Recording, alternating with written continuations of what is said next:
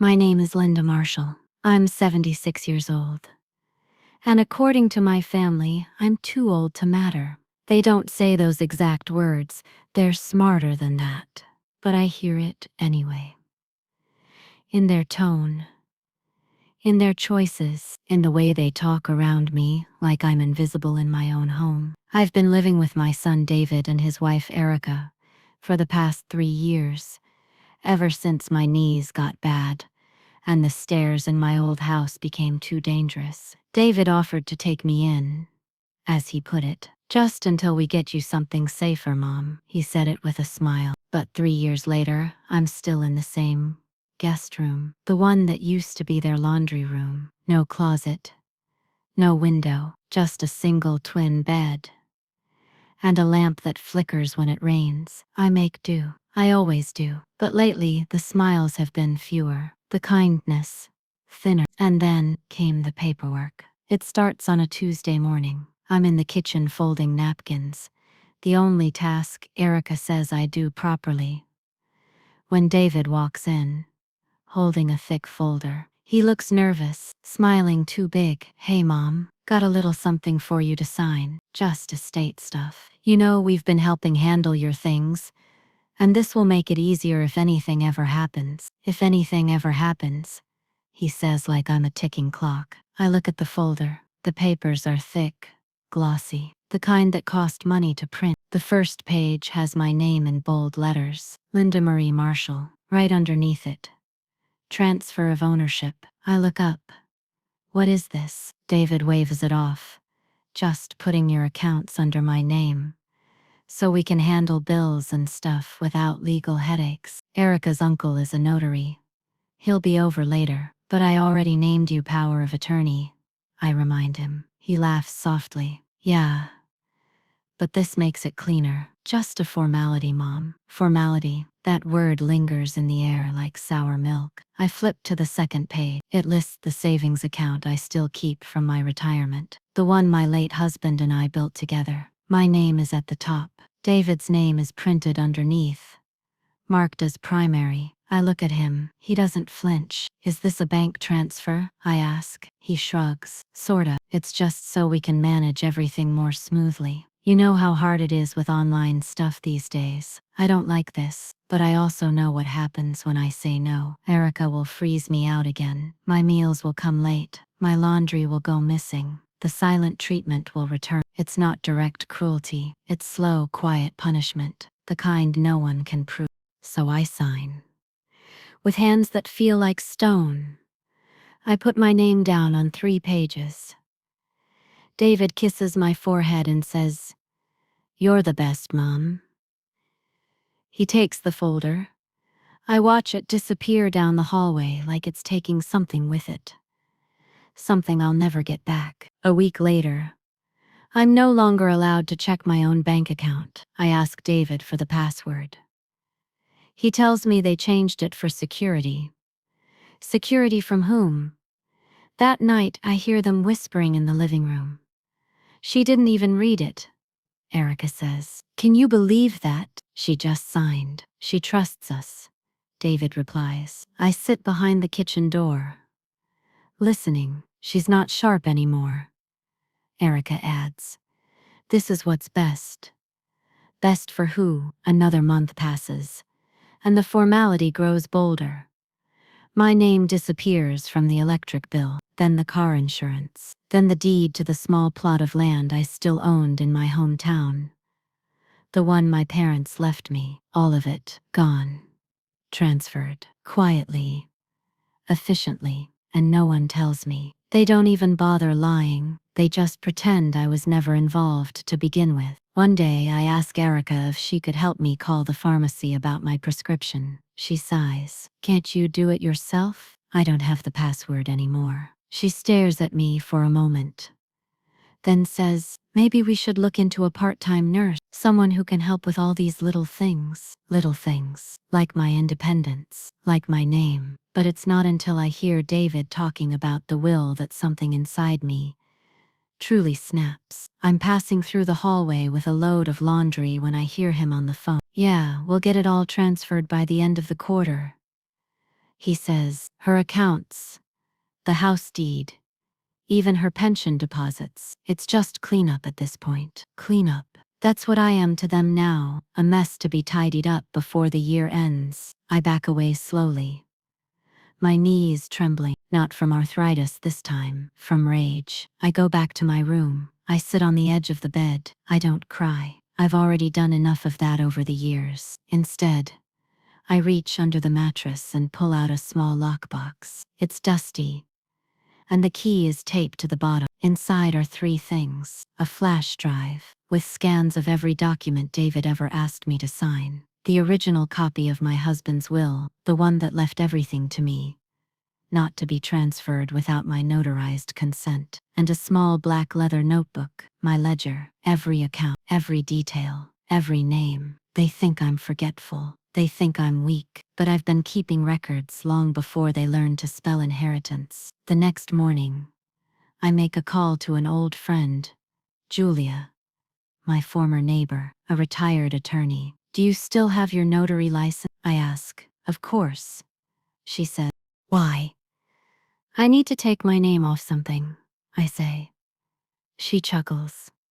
Like what? I grip the phone tighter. Everything they own. I sit at the edge of my bed the next morning, holding the black leather notebook in my hands. I haven't slept much. It's funny how being betrayed by your own son doesn't make you cry anymore. Just makes you cold, focused. Everything they've taken from me, they think it's theirs now. But what they don't realize is, they built their kingdom on my name. The house? Mine. The car? The retirement account they skim from? Also mine. And I'm going to take it all back. Not with shouting. Not with fights. Just paper. Signatures. The very thing they used against me. At 10 a.m. sharp, Julia arrives. She's still tall and sharp as a pin, even in her late 70s. Gray pantsuit, hair pulled into a tight bun. Her eyes, as calculating as ever, scan me as she walks in. I brought coffee, she says, handing me a thermos. And my notary stamp. Thank you, I whisper. Julia looks around. You sure you want to do this? I nod. I'm not going to be erased. She doesn't ask questions after that. She never did. We used to call her Judge Judy without the camera crew back in the day. I lay out the documents I've hidden all these years. The original property title, the trust agreement, the will from my late husband that David never knew existed. Julia scans everything carefully. They filed transfer forms. But you were never incapacitated. Never ruled incompetent. And these weren't notarized by a third party. Which means they're invalid if we challenge them. A weight lifts from my chest. Julia pulls out a crisp new revocation form and begins typing. Let's get to work.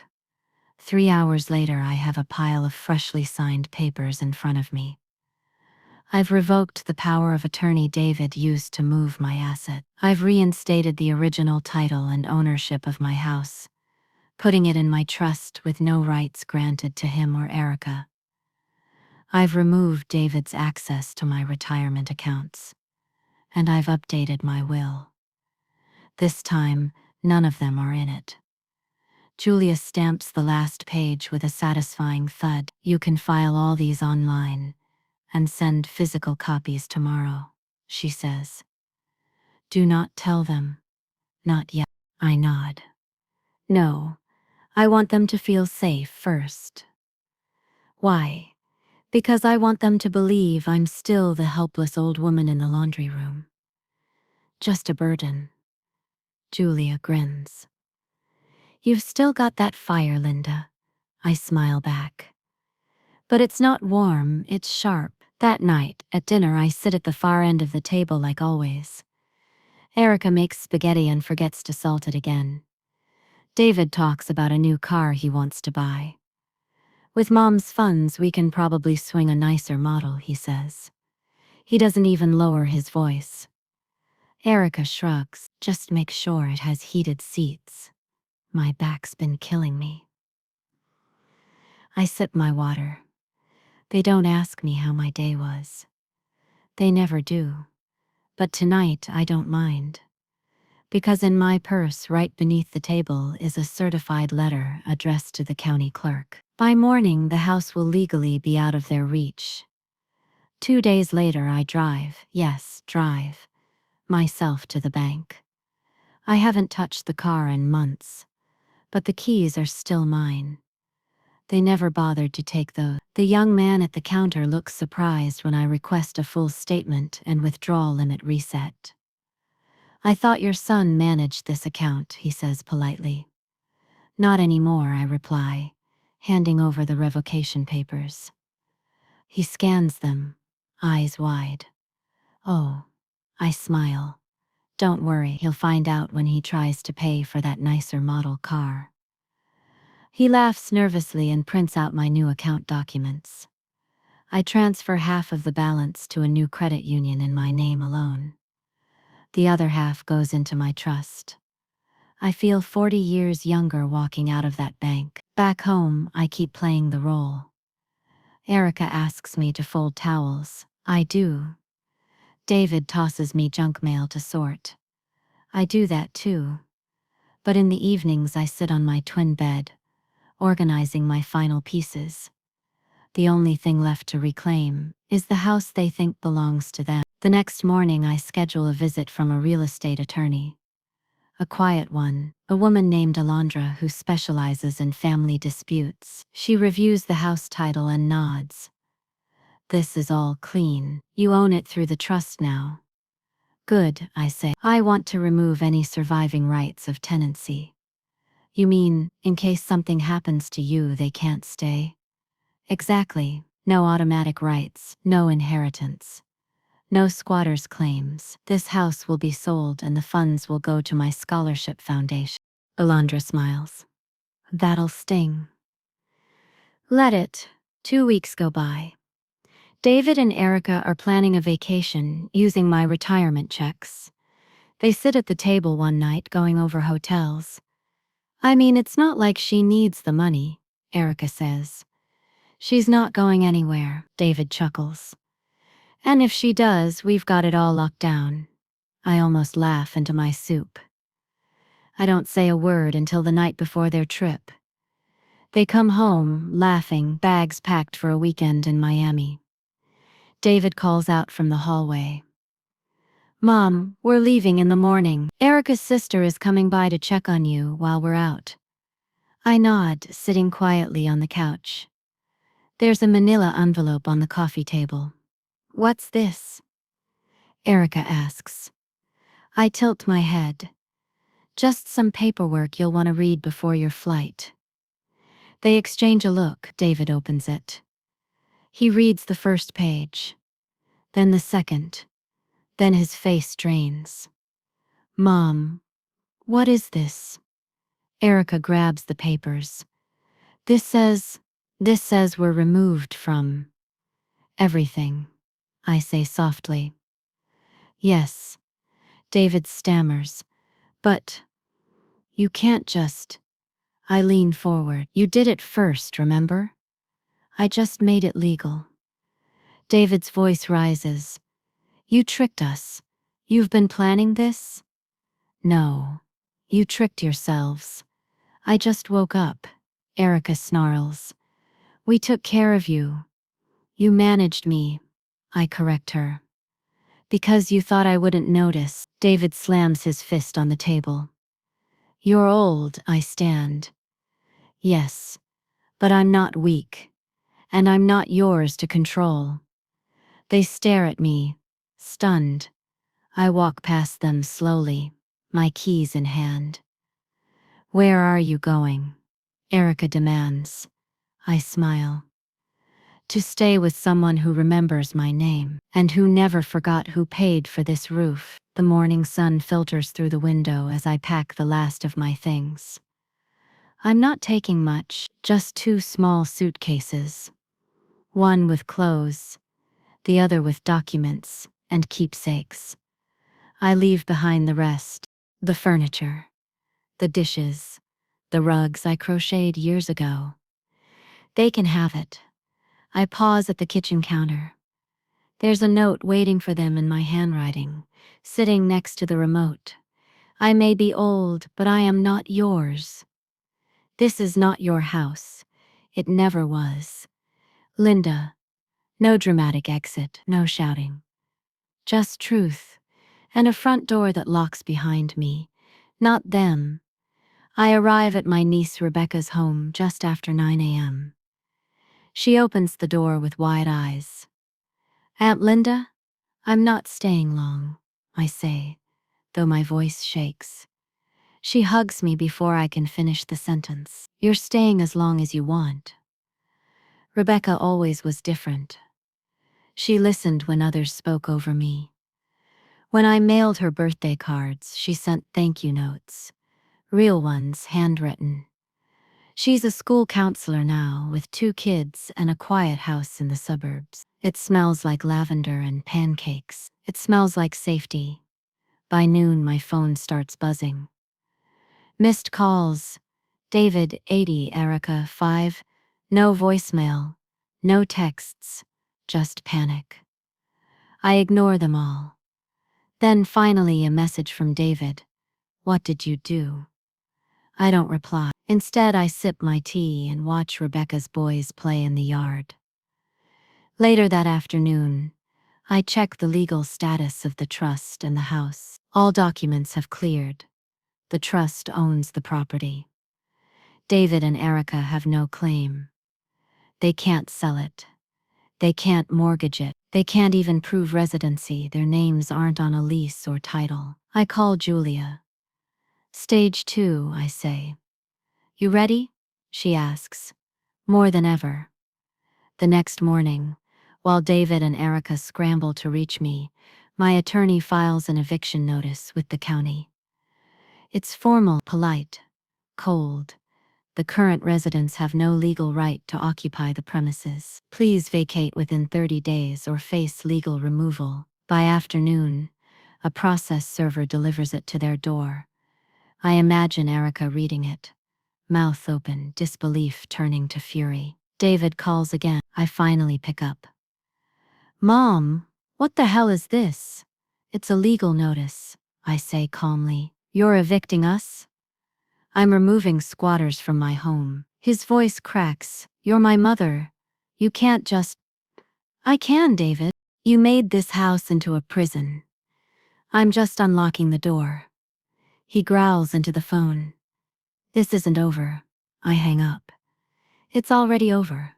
He just doesn't know it yet. 2 days later, Erica shows up at Rebecca's door. She's wearing sunglasses, probably to hide her tears or her rage. I answer the door before Rebecca can. Erica doesn't speak at first. She just glares.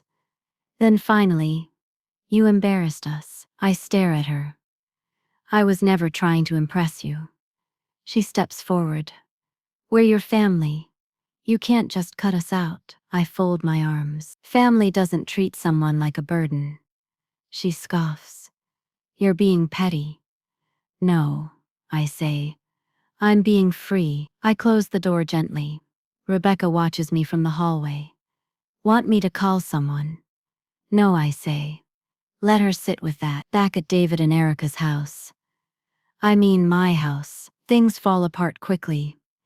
They try to cancel the eviction. The county clerk confirms it's valid.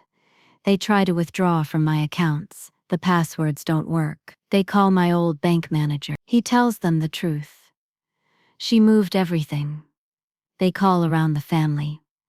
But most people stay quiet. Turns out I wasn't the only one they took advantage of. Cousin Marilyn remembers how David borrowed $5,000 and never paid it back. Uncle Grant remembers how Erica mocked him at Thanksgiving. Suddenly the pity they're looking for isn't coming. At the 20-day mark, David sends one last message. "We're leaving. I hope you're happy." I am, but I don't reply. I forward the message to Julia and have her arrange a locksmith. On day 30, I walk through the front door of my house, alone. It's dusty. hollow. The silence doesn't feel sad. It feels clean. I open the curtains. Light pours in. The framed photo of my late husband is still in the hallway. I dust it off and smile. Looks like it's just us again, I whisper. The next morning, I meet with a real estate agent. The house goes on the market by afternoon, and just like that, the chapter closes. But I don't go back to live there. I stay with Rebecca. We paint birdhouses with her boys. We cook. We laugh, and in my heart, something lifts, because I'm not old and forgotten. I'm loved and finally seen. The real estate sign goes up in the front yard 2 days after David and Erica move out. It's a bright white sign with blue lettering. For sale, historic, 2-story home, one owner. The irony makes me smile, because now I'm not just the owner.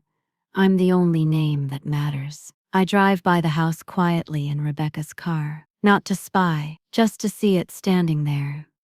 My old home, now peaceful again. No arguing, no demands, no cold stares, only silence and sunlight on the lawn. Back at Rebecca's house, her youngest son Oliver asks if I want to help build a birdhouse. I say yes. We sit together at the kitchen table, glue, paint, little wooden panels. His tiny fingers are messy but careful. You used to live in a big house, right? He asks. I nod. I did. Did you miss it? I pause. No, I miss who I thought I was in it. He squints. What's that mean? It means sometimes we think a place makes us special, but really, it's the people who treat us like we're special. Oliver thinks for a moment, then hands me a blue marker. You can draw the door, he says. Rebecca watches from the stove, flipping pancakes. She doesn't say anything, but I see her smile. I feel more at home here, in this small kitchen filled with syrup and laughter, than I ever did in that big house full of sharp whispers. 2 weeks pass. The house gets multiple offers. One couple writes a letter. They want to raise their children there, plant a garden, maybe host Sunday dinners. The agent tells me they offered slightly less than others, but their sincerity shines through. I accept it, because I know the house needs warmth again, not money. Money's never what I really needed. Respect was. The closing papers come in a thick envelope. I sign each page slowly, carefully, letting the weight of each signature settle into my hand. Sole owner, Linda Mayfield. Transfer of property. Voluntary, uncontested proceeds. Direct deposit. Private account. I feel no guilt, no doubt, only the quiet satisfaction of reclaiming my place by giving it up on my own terms. Meanwhile, David is quiet. He hasn't called again since the eviction notice went through. Erica? Even quieter, but I know, through family whispers, that they're living in a rental now. A 1-bedroom apartment on the edge of town. No fireplace, no garden, no granite countertops, just 4 walls and their own company. I don't gloat, I just breathe, because for the first time in years, no one's breathing down my neck. One morning, while I'm having tea on Rebecca's porch, I get a knock at the door. It's a courier. He hands me a letter. Thick paper. David's handwriting on the envelope. I hesitate, but I open it. Inside, Mom, I still don't understand why you did it, but I guess that's the point. You stopped explaining yourself. I hope you're happy. I don't know what happens next, but I guess that's up to you. There's no apology, no acknowledgement. Just confusion. I fold the letter and set it down on the table. Rebecca looks at me. You okay? Yes. I'm finally okay. The house sells by the end of the month. I donate a portion of the money to the library, the same one where I used to volunteer before David made me stop. I reopen the community garden plot under my name, and I buy myself something I haven't had in years. A little cabin by the lake. 2 bedrooms. Fireplace. Porch swing. It's not flashy, but it's mine, and no one's name but mine is on the deed. I keep a copy of the trust papers in a small fireproof box, along with my will. Updated. Clear. Ironclad. Rebecca gets power of attorney. The boys each get a small savings account in their name. Started with the money I once feared would go to people who never saw me as more than a nuisance. Now it goes to futures that still hold light. One day, while I'm at the lake cabin, I get another letter, this time from my old neighbor, Diane. She says the couple who bought my house painted the shutters green, planted tulips, and hosted a potluck for the block. She says the house has never felt so alive, and I smile, because I may not live there anymore. But I finally brought life back to it by leaving. Later that week, Rebecca visits the cabin with the kids. They run through the leaves, skipping stones on the lake. Oliver grabs my hand. I'm glad you didn't stay where people made you feel small. I kneel beside him. I'm glad I finally listened to myself. At night, I sit on the porch swing. Stars above me, a blanket around my shoulders. No noise, no chaos, just peace. And somewhere deep inside, a voice that was once buried under guilt and shame is loud and clear. You were never too old to matter. You just needed to stop asking permission to exist. I wake up early, the kind of early that creeps in with dew on the window and a sky just thinking about turning blue. I sit at the edge of the bed, my knees aching as usual, but something inside me is calm. It's the first morning in years that I don't feel like I'm walking into battle. I'm not cooking breakfast for people who grunt. Instead of saying thank you, I'm not being asked where the remote is, or why the towels aren't folded right. I'm just here, quiet, still, and that quiet, it feels like gold. Later, I sip my tea and reread the final version of the trust paper. I double-check the signatures, the stamped seals, the part where it clearly states, effective immediately, Linda Mayfield relinquishes joint ownership of all previously co-owned assets with David and Erica Mayfield. Everything is clean, fine. All the paperwork Rebecca's lawyer helped me draft is solid. She was right. Having your name on something isn't just about ownership. It's about power, and for too long, I let them borrow that power without respect. Now, they get to stand on their own, finally, without me holding up their roof.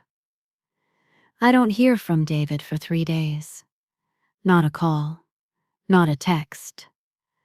But I do get a call from the bank. The woman on the other end sounds nervous. Mrs. Mayfield, we've had a request from your son David to access the joint home equity line of credit. I smile. There's no joint line of credit. Not anymore. She hesitates, then softly says, "That's what I told him." By the end of the week, the tension in town buzzes like a power line. David and Erica are scrambling. They're trying to refinance the mortgage, but it turns out it's difficult when you've never actually paid the bills. And the credit history was under my name. They try to claim it was unfair, that I blindsided them. But I didn't blindside anyone. I simply got tired of being invisible in my own home. So I made a decision, the same way they made 100 decisions about me, without ever asking. Erica shows up at Rebecca's front door on a Wednesday afternoon. I know it's her even before the doorbell rings. That knock, sharp, like she owns the world. Rebecca opens the door. "Can I help you?" "I'm here to speak to Linda," she says. I step into view from the hallway. Erica looks me up and down like I'm a puzzle missing pieces. Her voice is calm, but her words are ice. "I think you've made your point." I don't respond. She steps closer. "You've embarrassed David. Do you really think this is what family does?" Now I speak. "No, but calling your own mother a burden, that's not what family does either." Her jaw tightens. "You're being petty." "No," I say. "I'm being precise." She scoffs. "What do you even want from us?" "Nothing," I say, voice steady. "And that's what terrifies you." I close the door slowly. For the first time, she doesn't try to stop me, because she knows she doesn't hold anything over me anymore. Rebecca watches from the kitchen, her expression unreadable. "You okay, Mom?" I nod. Then I smile. I'm just getting started. Over the next few days, I go through boxes that had been sitting in the garage for years, old photo albums, letters from my husband, receipts from when we first bought the house. The one David now claims was always his plan to inherit. I find an envelope marked, "For when you're ready." It's my husband's handwriting. Inside is a single note. "If they ever forget who built this home, remind them who laid the first brick. And if they treat you like a guest in it, leave and take the door with you."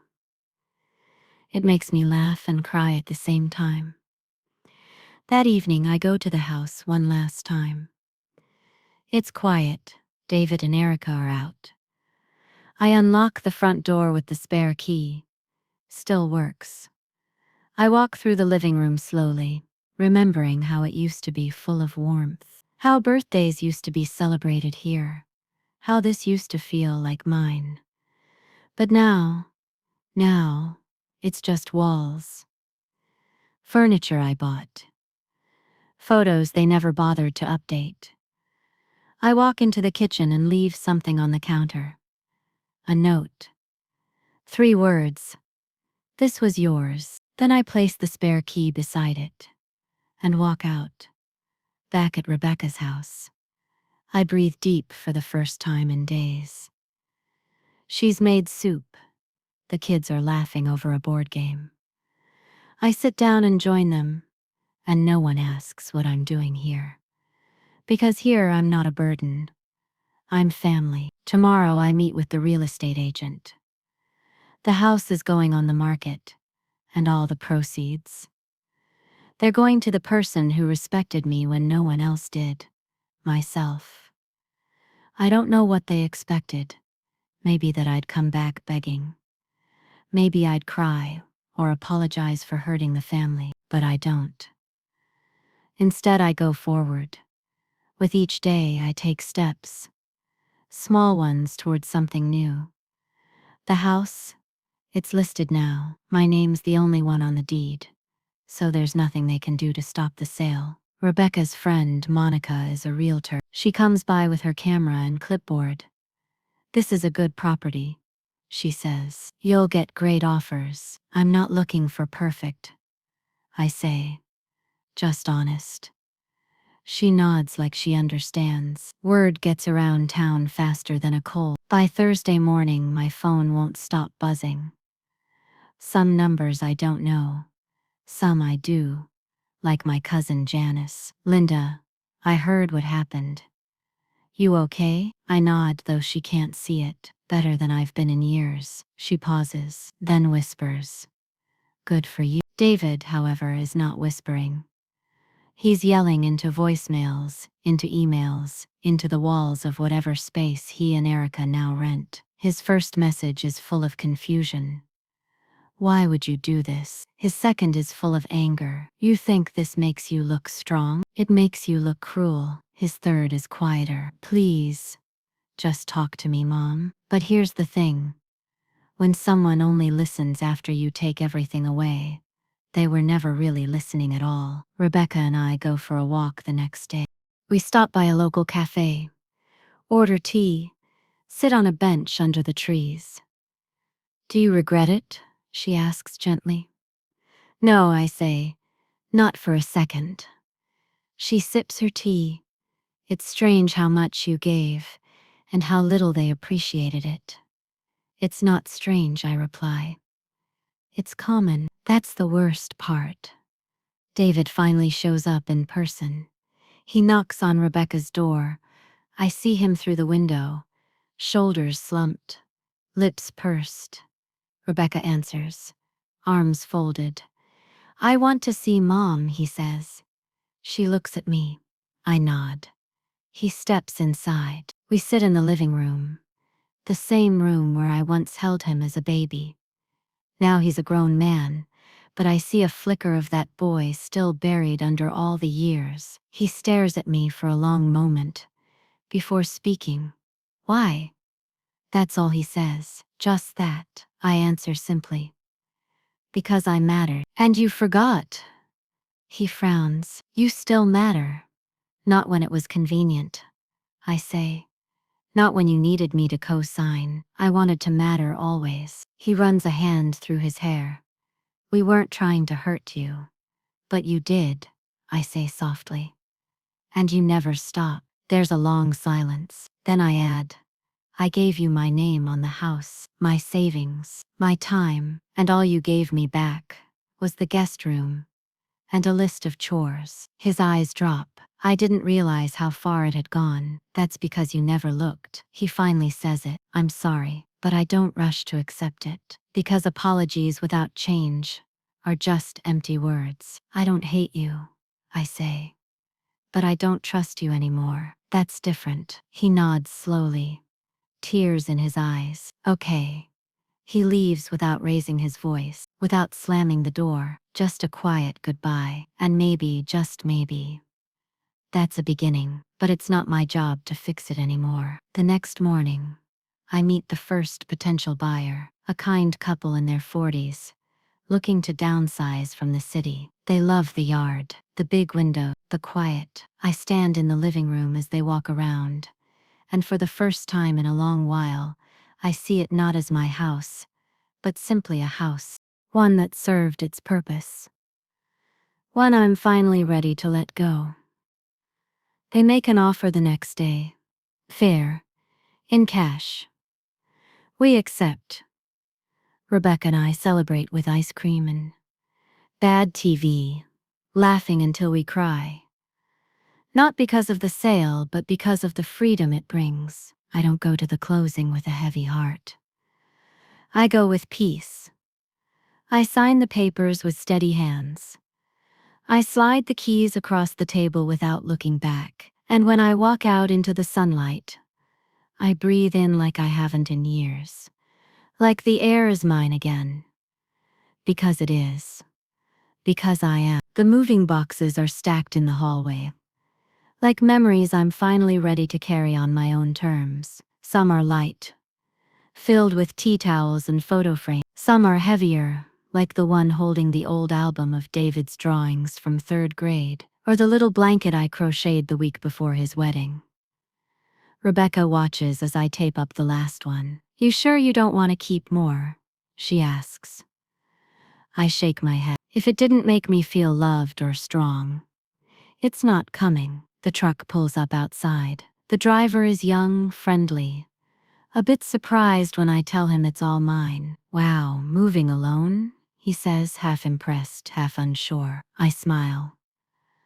Not alone, just not dragging anyone with me this time. We load the boxes. Each thud into the back of the truck feels like a door shutting softly behind me. When I look back at the house, the one I used to clean, cook in, weep inside, I don't feel sadness. I feel something cleaner, lighter, like I'm not just leaving the house. I'm leaving the role they shoved me into. Caretaker, babysitter, afterthought. David and Erica don't show up that day. No dramatic goodbyes, no last-minute hugs, and honestly, that hurts less than I expected. Because I already grieved the family I thought I had. Now I'm starting fresh.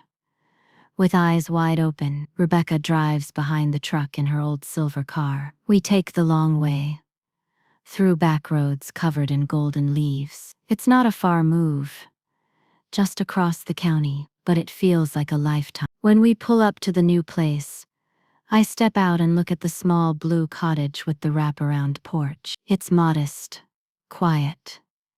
Mine, all mine. The realtor hands me the keys, and for the first time in years, I don't need to hand them back. Rebecca helps me unpack. We set up the kitchen first. Tea kettle, mugs, a small shelf for my spices. Then the bedroom, a twin bed with the quilt my mother stitched when I was 15. You sure about this little bed? Rebecca jokes. I smile. It's the first bed that doesn't feel borrowed. She grins. But there's a shine in her eyes. That night, I sit on the porch with a blanket across my knees, warm tea in hand. The stars blink above me, and for the first time in ages, the silence doesn't feel cold. It feels like mine. The next morning, a letter slides through my mailbox. No return address, but the handwriting is familiar. I open it slowly. It's from David. Inside is a short note. Just a few lines. I don't know how to fix everything, but I want to try. I've started therapy. Not just for me. For Erica, too. I miss you. I'm sorry it took losing you to realize what I had. There's no manipulation in the words. No guilt. No asking for money or time. Just honesty. Just small steps. I fold the letter and place it in the drawer next to my bed. I don't cry. But I do feel something move in my chest. A tiny breath of hope, not a reunion, not a fix. Just maybe. Over the next week, life begins to feel like mine again. I paint the mailbox red. I buy flowers from the corner shop and plant them under the windows. I even bake cookies for the neighbor's kid who waves at me every morning. And then something unexpected happens. I get a call from the local community center. Mrs. Hartwell, a woman says, your name came up in our volunteer network. We're looking for someone to help run a literacy group. My first instinct is to say no. I'm too old, too tired, too invisible. But I pause. Who would I be teaching? I ask. Mostly young moms, some seniors, a few teenagers trying to get their GEDs. I picture the face. I picture my time. Not being drained by family, but given where it's actually wanted. I say yes. The next Tuesday I walk into the center with a folder in my hand, and something I haven't felt in a while. Purpose. The room smells like fresh paper and weak coffee. A young woman with tired eyes smiles at me. You're the teacher?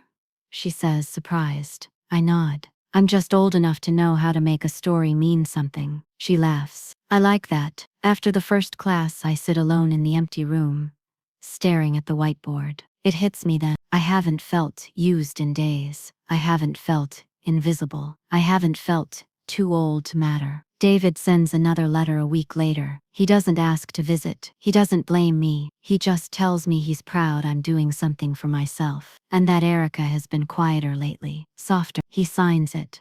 Love, your son. If you'll still have me. I write back this time. Only one sentence. We start again when you stop asking me to shrink. It starts with a knock, a soft, hesitant knock at the door of my small blue cottage. The one with the white curtains and wind chimes I picked out myself. I peek through the window. It's David, alone. He's standing there like a boy again, hands tucked in his jacket pockets, head lowered, eyes unshut. I open the door but don't say anything. Neither does he at first. Until he finally says, "Hi, Mom." Just that. Simple. I step aside and let him in. He doesn't bring flowers or a speech. Only silence. And maybe that's what makes it bearable. He looks around the cozy living room, eyes catching on the framed photo of my mother, the folded quilt on the chair, and the tea kettle already starting to whistle. I didn't know where else to go, he says. I nod. But I don't rush to comfort him. I've spent a lifetime doing that. Over tea, he tells me things I never thought I'd hear. He says Erica left for her mother's house for a while. He says he started seeing a counselor twice a week. He says he misses the way I used to hum while cooking, the way the house felt different when I was there. He looks down, wrapping his hands around the mug. I let her convince me that you were just a burden.